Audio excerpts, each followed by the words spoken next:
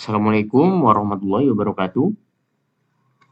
Tampungan data di dalam C#, kita bisa menampung data hasil tarikan dari database itu ke dalam list maupun data table.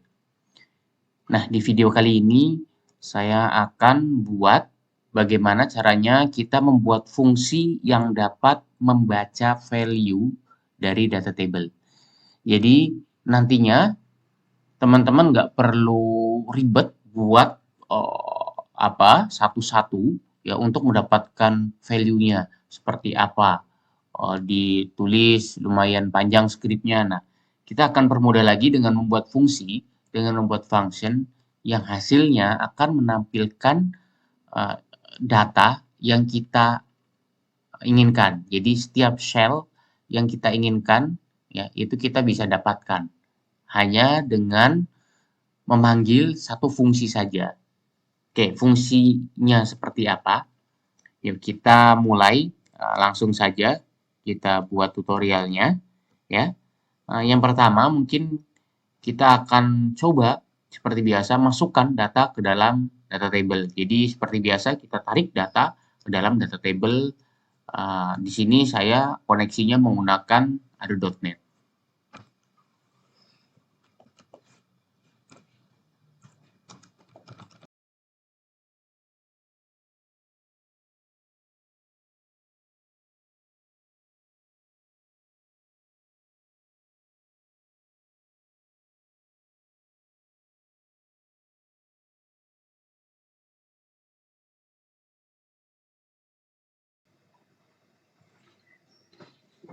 Ini adalah function yang akan kita gunakan untuk mendapatkan data dari data table. Kita menggunakan SQL data adapter. Ya, dengan menggunakan SQL data adapter ini kita akan mengisi data table-nya berdasarkan ini. Ya, kita ambil data customer yang ada di dalam table-nya. Kita ambil data dari table data customer seperti itu. Hasilnya seperti apa tabelnya ini teman-teman, coba tampilkan. Nantinya ada 4 row ya datanya dengan 4 row dengan 1 2 3 4 5 6 7 8 9 kolom. Datanya ada 4 row dan 9 kolom. Oke. Yang pertama saya akan coba tampilkan kita menggunakan cara yang lama ya. Cara seperti biasanya gimana sih kita membaca value dari data table di C#? Ya, mungkin seperti ini. Kita coba langsung saja dt get data customer.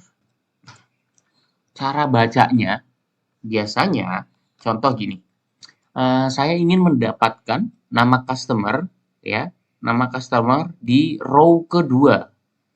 Ya, supaya lebih pasti kita coba order datanya. Order by ID KTP. Kita order. Oke, seperti ini ya, biar hasilnya sama. Antara query di database dengan query di C#. Jadi kita ingin mendapatkan value ini ya, value kedua dari nama customer. Nah, caranya seperti apa? Ya, contoh seperti ini ya. String nama customer dt dot rows. Nah, row keberapa? Ini ada di sebelah kiri, ada indeksnya, row-nya, row keberapa. Nah, row-nya kita akan ambil row ke-1. Nah, kemudian kolomnya. Kolomnya kita pertama gunakan nama kolom. Kita cek. Nama kolom di sini adalah nama customer. Nama customer. Oke, selanjutnya kita convert ke dalam string. Kita coba tes. Will.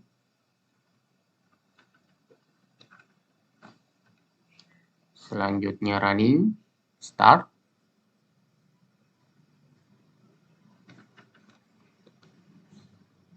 Nah, tekan F10, kita lihat ya, ini kita ambil ya. Untuk proses ini berawal startnya itu dari 0 teman-teman, bukan dari 1. Jadi ketika di sini saya tuliskan angka 1, artinya itu secara baris itu kedua. Oke, jadi harusnya kita dapatkan di sini nilai nama customer ini adalah Fajar Saputra. Oke, kita coba cek. Fajar Saputra, benar ya? Urutannya Fajar Saputra. Nah, itu adalah cara biasa. Cara biasa, teman-teman. Cara biasa mendapatkan nilai dari data table. Oke, selanjutnya ada dua cara ya. Ada dua cara menggunakan cara biasa ini yang bisa kita dapatkan untuk mendapatkan yang bisa kita lakukan untuk mendapatkan value dari data table di C#. Oke, yang pertama adalah seperti itu, yang kedua string nama customer 2. Nah, seperti ini bedanya, dt rows seperti biasa, ini indeksnya ya. Indeks perlu teman-teman ingat, indeks start dari 0, bukan dari 1. Jadi jika di sini tulis 1 berarti dia diambil dari baris kedua. Oke, indeks selanjutnya. Nah, untuk data kolom ya, untuk kolom yang ini kan kita udah tentukan tadi tuh. Kita ambil indeks ke-1, berarti row kedua. Nah, kolomnya tadi kan kita gunakan nama customer atau field name. Nah, selanjutnya kita bisa juga menggunakan field index. Ya, berarti jika di sini adalah indeks ke-1. Jadi indeks itu start dari 0. Jadi ini adalah 0, 1, 2, 3, dan seterusnya. Ya, jadi ini adalah indeks ke-1. Kita coba tes, kita ambil build, run debug, F10. Coba kita lihat. Ya, teman-teman bisa lihat value-nya sama. Jadi, untuk nama kolom, kita bisa gunakan nama kolom atau field name ataupun indeks kolom. Itu cara biasa untuk mendapatkan nilai dari data table. Nah, teman-teman bisa gunakan ini juga ya. Teman-teman bisa gunakan ini. Nah, cuma PR-nya adalah begini. Sekarang ada beberapa kelemahan. Ketika kita buat seperti itu, string nama choose dt. Nah, yang pertama adalah kita buat indeks ke-10. Kita lihat seperti apa.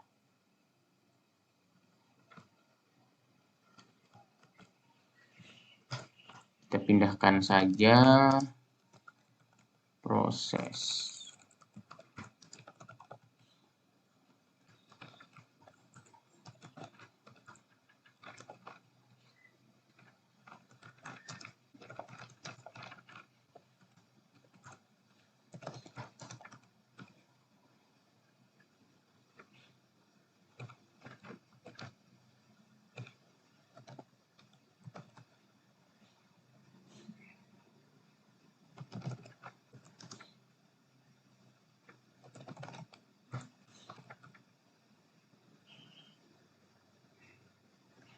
Oke, kita coba build.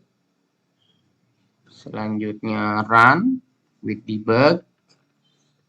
Sukses. Nah, ini kita akan mengambil dari indeks ke-10, berarti baris ke-11 ya.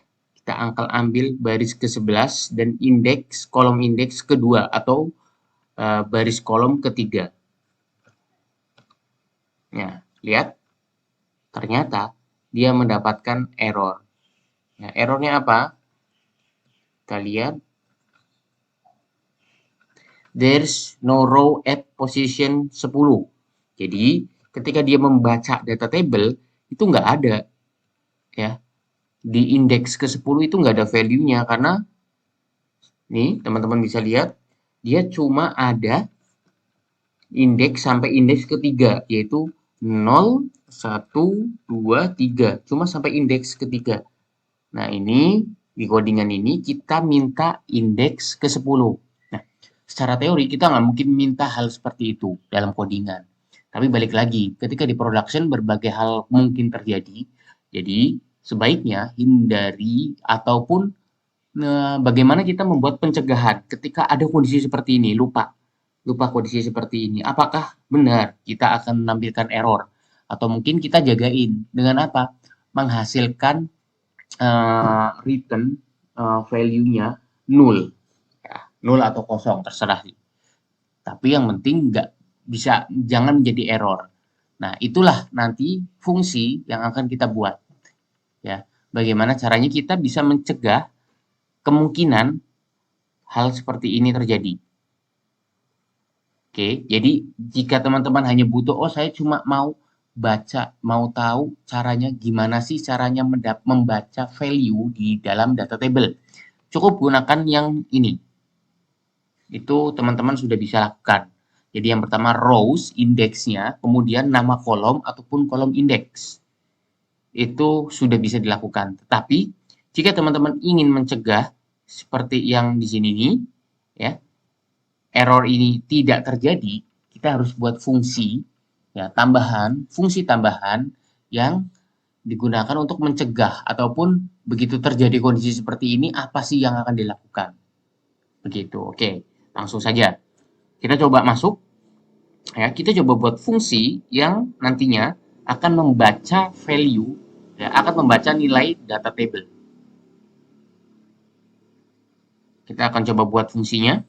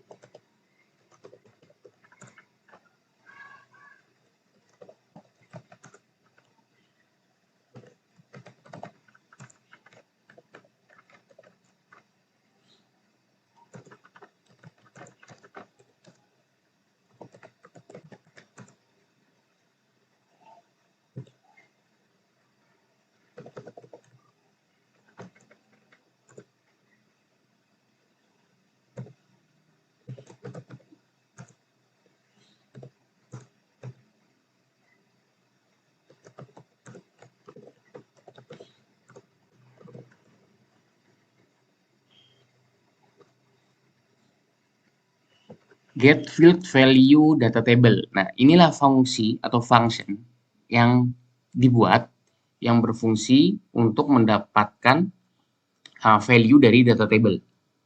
Jadi di sini saya coba jelaskan. Ini adalah nama functionnya, ya. Function ini nantinya akan mengeluarkan return bernilai string. Ya. Jadi parameter apa aja yang diperlukan untuk membaca fungsi ini? Yang pertama adalah data table, value data table-nya. Yang kedua adalah nama field-nya. Dan yang ketiga adalah index row-nya. Ya. Jadi seperti ini. Nah, cara bacanya, oke, kita coba lihat. Ini kita remark. Seperti ini. String nama customer underscore 2. Ini saya buat ini.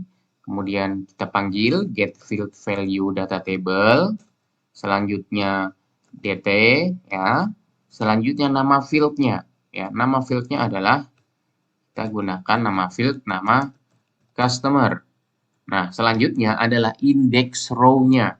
Kita akan ambil dari segini. Nah, ini cara panggilnya, ya. Seperti ini. Kita coba tes.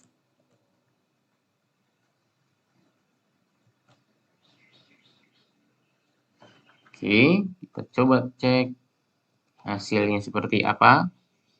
Berhasil, nama customer, dan yang kedua Fajar Saputra dan Fajar Saputra sama. Nah, ini. Kita coba tes. Kita coba tes saat error, ya. String nama customer 3. Nah, kita coba ambil di mana indeksnya, indeks row-nya itu tidak ada. Kita samakan tadi dengan berarti ke-10, ya. Kita lihat hasilnya seperti apa. Jika ini, tadi kan kita udah tes, ya. Jika kita memanggil seperti ini, muncul error. Nah, sekarang kita coba tes menggunakan function yang baru saja dibuat.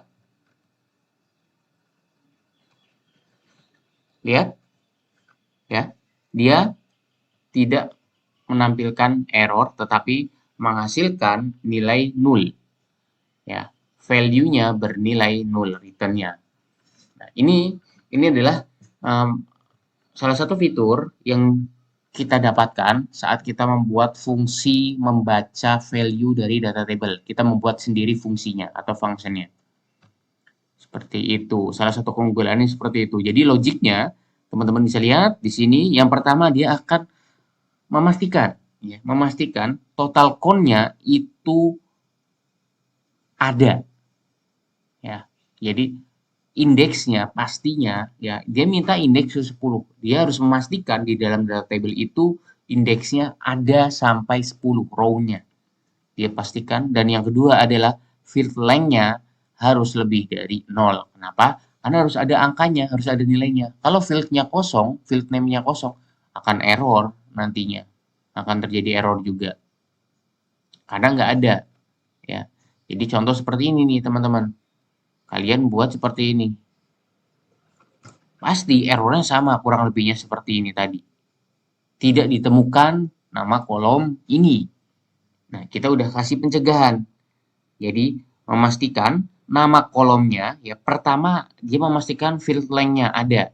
Gitu. Nah, jika ada, dia akan melakukan validasi lagi. Yaitu, memastikan nama kolomnya ada. Ya, contain. Sebenarnya, ini pun nggak masalah jika dihilangkan. Ya, jika dihilangkan nggak masalah, ya langsung dijaga di sini. Tetapi dari saya lebih menyukai kita dicek langsung di awal, pastikan ada dulu value, field length-nya pastikan tidak bernilai kosong atau 0.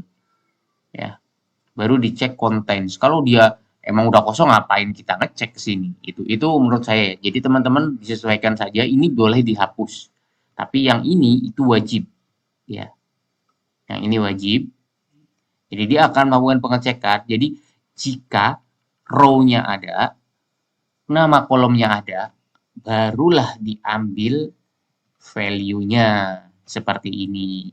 Ya, barulah fungsi dasar membaca data table yang seperti ini ada.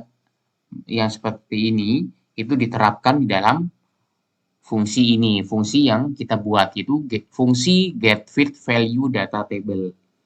Seperti itu. Nah, jika teman-teman perhatikan, ini kan kita cara mendapatkan value dari data table itu ada selain kita gunakan column name, kita juga bisa menggunakan index name.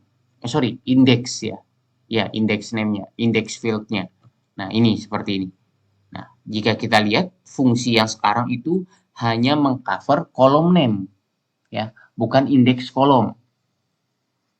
Oke, jadi kita akan buat satu lagi di mana dia berfungsi untuk mendapatkan value menggunakan indeks kolom. Kita buat nama fungsinya sama persis. Nah, jika sama persis tanpa ada perbedaan parameter, muncul error. Oh, ini belum saya stop ya. Saya stop dulu, muncul error. Nah, kita akan bedakan. Bedakan di mana? Di sini. Nah, jadi int field. Oke, kita bedakan jadi int field. Nah, selanjutnya, karena kita menggunakan int field, kita nggak perlu ini. Ya, kita bisa buang. Nah, jika sudah, di sini yang tadinya kita menggunakan name, berarti kita gunakan contents ya. Sekarang untuk indeks kolom kita tidak menggunakan contents, tetapi kita gunakan yang lain, yaitu kolom con lebih besar sama dengan field. Nah, jadi logiknya sama seperti ini index row, dia con yang diambil total con-nya, begitu pula ini, cuma bedanya yang ini rows ya, yang ini berdasarkan kolom. Nah, sama seperti ini ya, logiknya lebih dari sama dengan. Oke, lebih dari sama dengan. Selanjutnya ini nggak jauh berbeda, ini masih sama ya, cara panggilnya masih sama. Coba sekarang kita tes. Mana ini? String nama customer 2 underscore 2 get field value data table dt. Nah, selanjutnya di sini kita gunakan kolom, indeks kolom. Nah, baru indeks row. Mungkin biar enak kita bedakan saja ya. Mana? Sebentar. Nah, kita ambil dari sini saja ini nomor HP.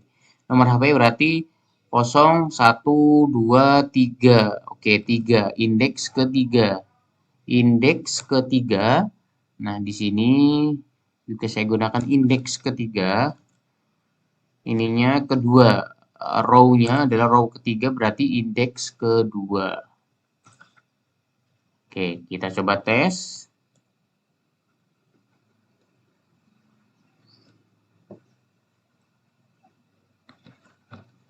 F10.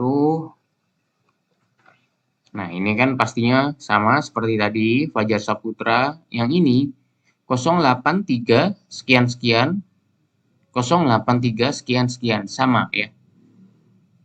Oke, sama seperti ini fungsinya. Jadi, kita bisa mendapatkan hasil yang sama.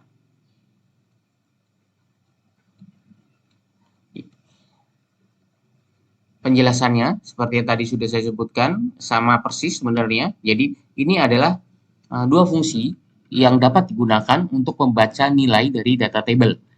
Ya, jadi kita bisa mengcustom sesuai kebutuhan. Teman-teman juga jika menggunakan fungsi ini masih bisa mengcustom lagi, diedit lagi sesuai kebutuhan teman-teman, ya, supaya mempermudah dalam melakukan proses coding di C#. Ya, demikian sedikit tutorial dari saya. Semoga bisa menambah informasi teman-teman. Jika ada salah kurangnya mohon maaf. Boleh kirim saran kritik supaya dapat membantu saya membuat video yang lebih baik lagi, memberikan informasi yang lebih tepat lagi. Terima kasih. Wassalamualaikum warahmatullahi wabarakatuh.